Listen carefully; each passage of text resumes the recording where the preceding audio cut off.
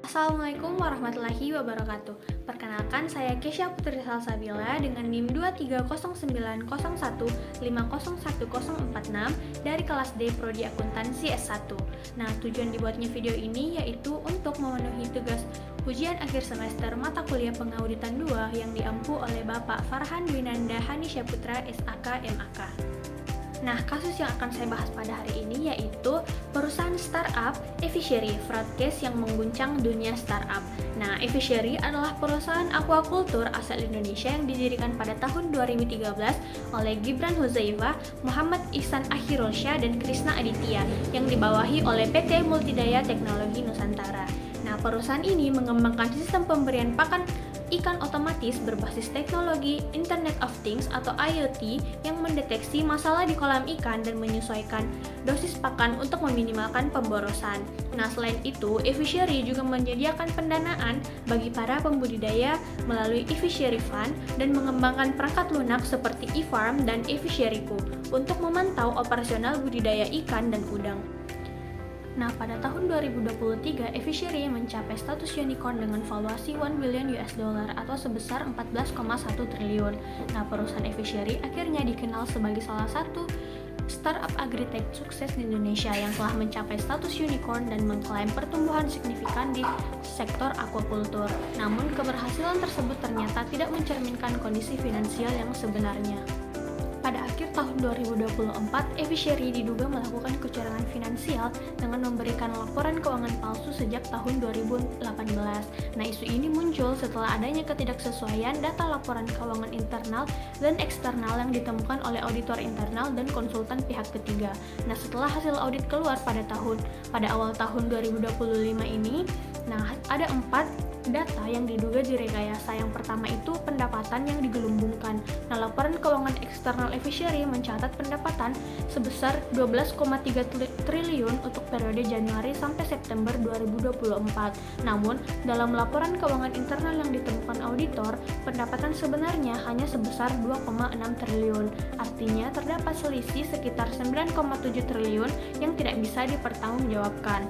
Nah, selisih ini menunjukkan adanya penggelembungan pendapatan yang dilakukan agar laporan keuangan terlihat sehat dan menarik di mata investor. Nah, yang kedua itu laba yang dipalsukan. Masih dalam periode yang sama, yaitu pada tahun 2024, laporan eksternal menunjukkan Evichery memperoleh laba sebelum pajak sebesar 261 miliar, tetapi dalam dokumen internal, Evichery sebenarnya mengalami kerugian sebelum pajak sebesar 578 miliar.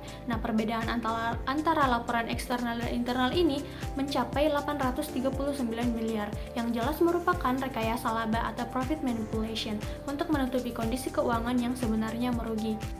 Nah, yang ketiga itu jumlah feeder yang dimanipulasi. Nah, pihak manajemen Evichery mengklaim kepada investor bahwa perusahaan memiliki lebih dari 400.000 feeder yang tersebar di berbagai kolam mitra. Namun, setelah dilakukan audit dan verifikasi di lapangan, jumlah feeder aktual hanya sekitar 24.000 unit. Nah, selisih hampir 376.000 feeder menunjukkan bahwa data operasional juga direkayasa untuk melebih-lebihkan skala bisnis perusahaan sehingga seolah-olah perusahaan memiliki pertumbuhan yang sangat cepat dan luas. Dan yang keempat atau yang terakhir yaitu pembentukan perusahaan untuk memalsukan arus kas. Nah, audit menemukan bahwa pada tahun 2022 manajemen membentuk 5 perusahaan nomin atau perusahaan yang dibentuk sendiri yang dikendalikan oleh individu tertentu. Tujuannya adalah untuk transaksi keuangan fiktif agar terlihat bahwa ada arus kas dan transaksi yang terjadi secara real. Nah, perusahaan-perusahaan tersebut digunakan untuk mencatat transaksi penjualan dan pembelian secara fiktif, seolah-olah Evichery memiliki banyak klien dan supplier aktif, padahal kegiatan tersebut tidak terjadi secara nyata. Ini adalah bentuk fraud yang melalui pihak terkait. Nah, selanjutnya yaitu ada pihak-pihak yang terlibat dalam kasus ini. Yang pertama itu ada Gibran Huzaifah selaku pendiri dan mantan CEO dari Evichery yang diduga menjadi aktor utama dalam kasus ini. Nah, yang kedua ada Krisna Aditya selaku co-founder dan mantan CPO atau Chief Product Officer. Nah, ia bersama Gibran diduga berperan dalam pembuatan dan penyajian laporan keuangan yang tidak sesuai dengan kondisi yang sebenarnya itu. Nah, yang ketiga ada CFO-nya atau Chief Financial Officer yang namanya tidak disebutkan di dalam kasus ini. Dan yang keempat ada tim internal dan banyak karyawan-karyawan lain yang terkait. Nah, hasil akhir dari kasus ini yaitu sampai saat ini proses hukum terkait dengan manipulasi keuangan ini masih berlangsung dan belum mencapai putusan akhir. Namun, beberapa langkah telah diambil oleh pihak berwenang dan perusahaan sebagai respon terhadap kasus ini.